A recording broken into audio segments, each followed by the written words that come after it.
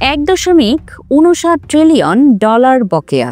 ইতিহাসের সবচেয়ে বড় আর্থিক সংকটে জাতিসংঘ। 2026 সালের বাজেটে যুক্ত হলো ব্যাপক কাটছাঁট, আর কমানো হচ্ছে হাজারো কর্মীর পদ। জাতিসংঘের মহাসচিব আন্তোনিও গুতেরেস জানিয়েছেন, সদস্য দেশগুলোর বকেয়া দাঁড়িয়েছে $1.59 ট্রিলিয়ন, যা সরাসরি সংস্থাটির কার্যক্রমকে বিপদে ফেলেছে।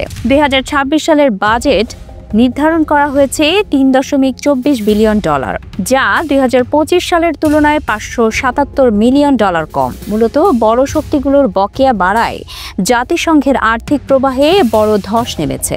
একটি পৃথক বিবৃতিতে জাতিসংঘ জানিয়েছে, 2024 সালের সেপ্টেম্বর পর্যন্ত যুক্তরাষ্ট্র, চীন, রাশিয়া ও মেক্সিকো সবচেয়ে বেশি বকেয়া রেখেছে। এই 4 দেশের বকেয়ায় জাতিসংঘের বাজেট সংকটকে গভীর করেছে।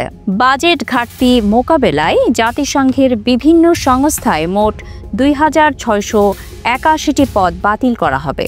গুতেরেস বলেছেন, এসব পদ এমন কাজের সঙ্গে সম্পর্কিত যা অন্যরা আরও কার্যকরভাবে করতে পারে অথবা দক্ষতা বৃদ্ধির মাধ্যমে কমানো সম্ভব।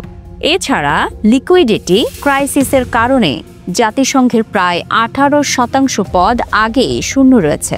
যদিও এসব শূন্য পদ সরাসরি কাটছাঁটের তালিকায় নেই।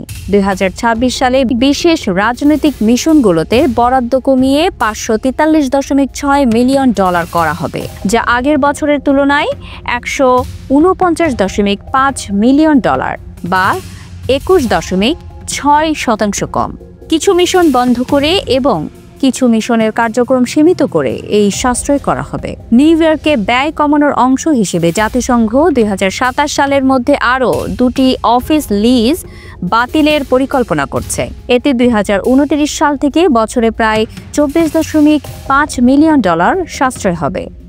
গুতেরেস আরও জানান, 2017 সাল থেকে নিউ ইয়র্কে কিছু অফিস বন্ধ করে ইতোমধ্যেই $126 মিলিয়ন সাশ্রয় করা হয়েছে।